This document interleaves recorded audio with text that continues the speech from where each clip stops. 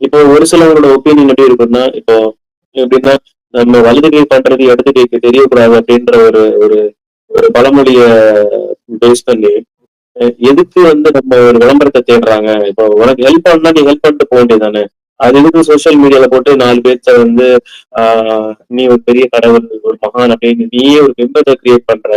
அப்படின்ற மாரி ஒரு தரப்பு வந்து இத ஐ மீன் இந்த விதத்துல பேசுறாங்க. இன்னொரு சைடுல எப்படின்னா, இப்போ நான் ஹெல்ப் பண்றத பார்த்து 4 பேரு இதே மாதிரி ஹெல்ப் பண்ண மாட்டாங்களா? அப்படின்னு சொல்லி நாங்க ஒரு கேம்பெயின் தான் நாங்க கிரியேட் பண்றோம் அப்படின்னு சொல்லி, இந்த இன்ஃப்ளூயன்சர் சைடுல இன்னும் ஒரு ஆஸ்பெக்ட் ஆஃப் ஸ்டோரி இருக்கு. லுக் இதுல ஸோ இது 2 பேரும் ஒரு வந்து டிஃபரெண்ட் போல்.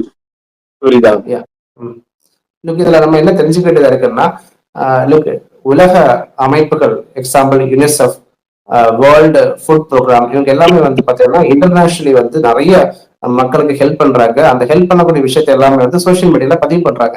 நம்ம அதை எதுவுமே மிஸ்டேக்னு சொல்ல மாட்டோம் இல்லையா? அதுவும் வந்து பாத்தீங்கன்னா ஹெல்பிங் ஆமா. பண்றதுன்னா அதையுமே வந்து பாத்தீங்கன்னா வீடியோஸ் எடுத்து போடுறாங்க.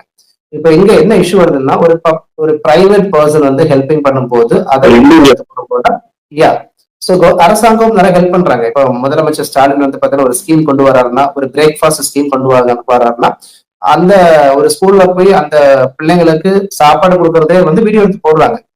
கண்டிப்பா. சோ சோ அது தப்பு கிடையாதுன்னா இதுவுமே தப்பு கிடையாது. என்ன பொறுத்த வரைக்கும் ஹெல்பிங் பண்றது வந்து நீங்க சோசியல் மீடியால பதிவு பண்ணாலும் ஃபைன் தான். ஹெல்பிங் பண்றியா இல்லையாங்கிறது ஒரு கொஸ்டின் மார்க்.